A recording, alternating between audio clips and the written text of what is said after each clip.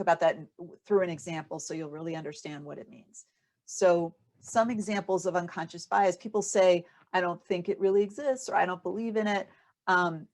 It's been a proven fact through studies. So for instance, there's studies on lab managers, and you would think that scientists would be the most well-equipped people to minimize bias because their whole course of study is about looking at actual data and acting according to what the data tells them, having a hypothesis, running tests, and then following the data to the results.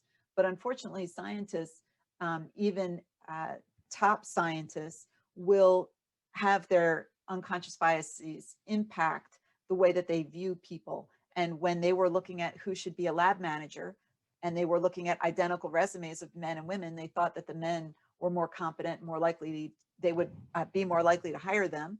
And they thought that they should get a higher salary and were worth spending more time mentoring.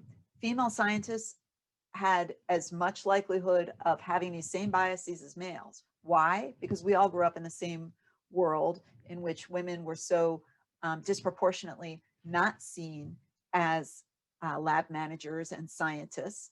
And so they also thought that they didn't belong there. When we have orchestra auditions, our orchestras are getting far more gender equal, gender balanced as a result of blind auditions.